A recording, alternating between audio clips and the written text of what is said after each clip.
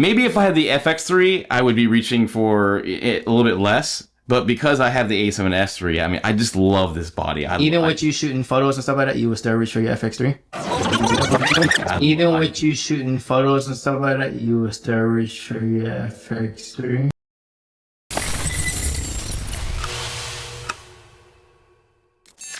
So, I got Sean here. The man, Sean. We had a blast today. I gave him my Sony FX2, and you shoot an A7IV? I shoot A7IV shooter. So he's an A7IV shooter. So here, what did you think about this thing today?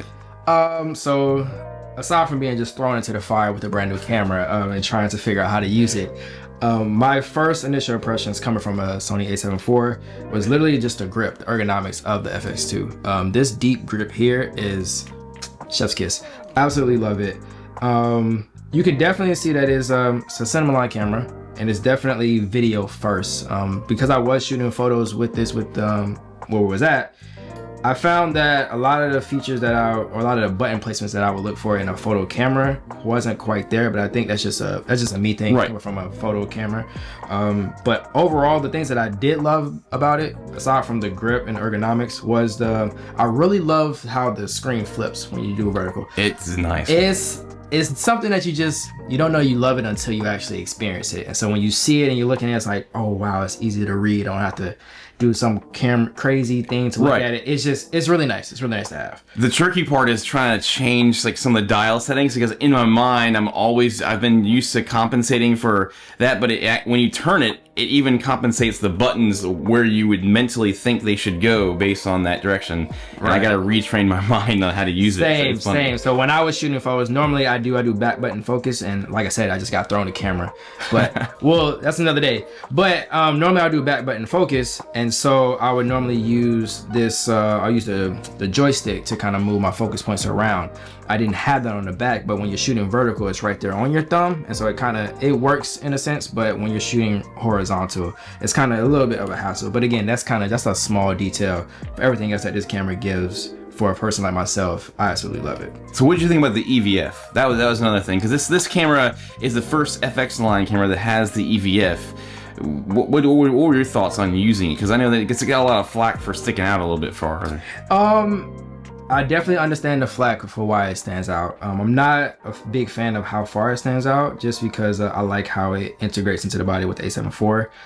But other than that, I'm used to having a viewfinder. I haven't had a camera that just hasn't had a viewfinder, so it's not a big deal for me. It's just how far it sticks out. It's kind of like my only gripe. But when I was looking through the viewfinder, it was amazing. Are you left eye dominant or right? I am right eye dominant. Okay, so I'm a left eye dominant, and I love my face is always like right in the camera, so it being a little bit far off it works actually great for my favor. But it's all, everybody has their own preference. It's funny. Definitely, yeah. So I started out. I think I've always been right eye dominant. Now that you mention it, especially because I shoot sports a lot too. So normally I'll look through it with that way, and that way I keep my other eye. I can kind of see everything that's going on, so I can see the play and also make sure my camera is there as well. But yeah, overall, man, I definitely say I would love it. For me, if I didn't have an A7IV and I was in the market for an A7IV versus this one, I would get this one. I would get the FX. 100%, yeah. 100%, I would get that one. If I knew that I was going for more video focused things, I would do that. If I was strictly going for photos, I would go with the A7IV. Okay. That's just my personal opinion.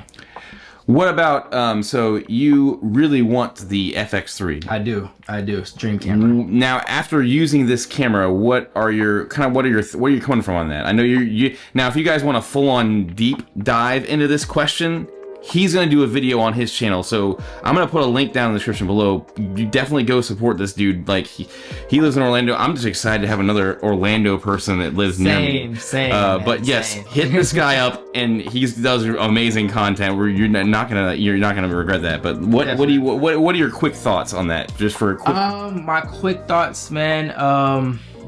So this is funny. So I was thinking about it on the way over here, right? I was like, I'm trying to think of, in my process of upgrading my equipment, where would this fit if I went with FX2? And obviously it will replace my Sony A7IV. Right. So my A7IV would be my B camera, this would be my A camera, and then eventually I will still get the FX3. for what I wanted to. If it came down to right now, I'm going to the store, I have to decide between the FX2 and FX3. I'm still gonna buy the FX3 just because I want the video focus. I need that low light capability for what I'm doing in my workflow right now.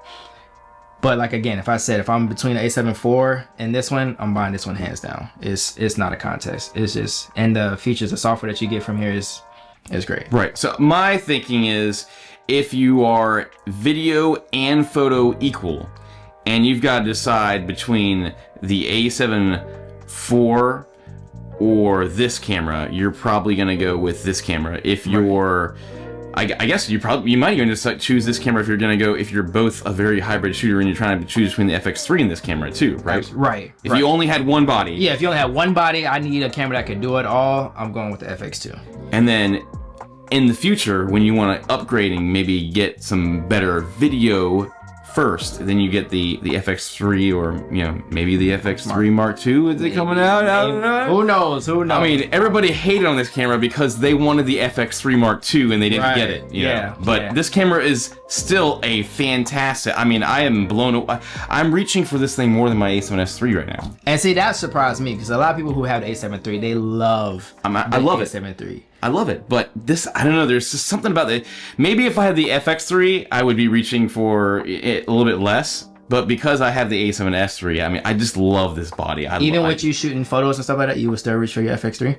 Oh, well, if I was shooting photos, no, I wouldn't. Hands down. That's the problem. I shoot hybrid, and that's why I love this camera so much, because this A7S3 just is a 100% video camera.